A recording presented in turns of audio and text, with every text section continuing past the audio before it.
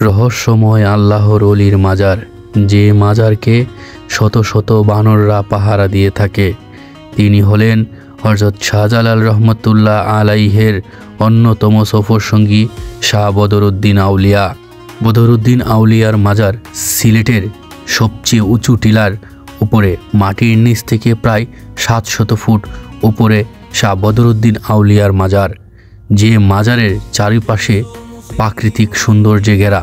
এখানে বাংলাদেশের বিভিন্ন প্রান্ত থেকে ভক্তবৃন্দরা আসেন এই মাজার জিয়ারত করার জন্য, এবং এই মাজারে আছে শত শত বানর।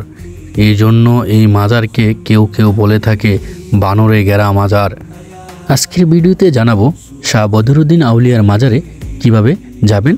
আর যারা আমার চ্যানেলে নতুন তারা অবশ্যই চ্যানেলটি সাবস্ক্রাইব করবেন। যারা হযরত শাহজালাল রহমতুল্লাহ আলাইহের মাজার এবং শাহপরান রহমতুল্লাহ আলাইহের মাজার ভ্রমণ করতে আসবেন তারা অবশ্যই ঘুরে যেতে পারেন শাহ বদরুদ্দিন আউলিয়ার মাজার।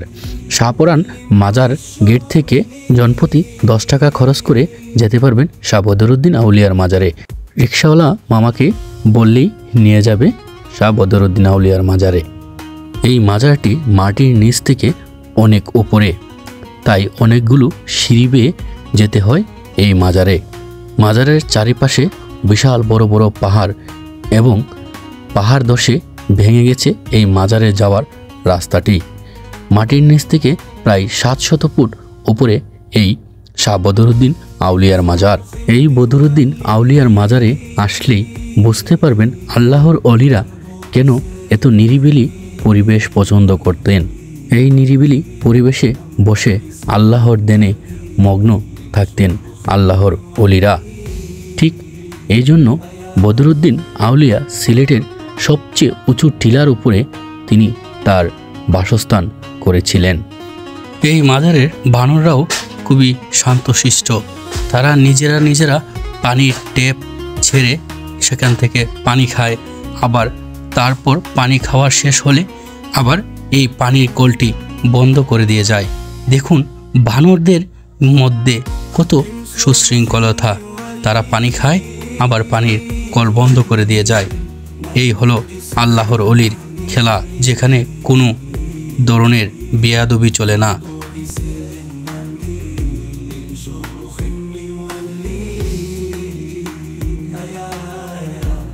হযরত বদরুদ্দিন আউলিয়া তিনি এখানে নিরিবিলি বসে আল্লাহর ধ্যানে মগ্ন থাকতেন।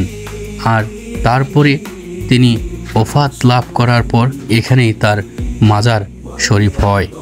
বাংলাদেশের বিভিন্ন জায়গা থেকে মানুষ আসে বদরুদ্দিন আউলিয়ার মাজারে। যারা আমার এই চ্যানেলে নতুন তারা অবশ্যই চ্যানেলটি সাবস্ক্রাইব করবেন। দেখুন এখানে প্রতিনিয়ত যে দর্শনার্থীরা আসে তারাও এই বানরদেরকে খাবার খাওয়ায়। বানররাও লাইন ধরে এই মানুষদের থেকে খাবার নিয়ে থাকে। দেখুন অনেকগুলো বানর এই মাজারে এলে আপনারা দেখতে পারবেন।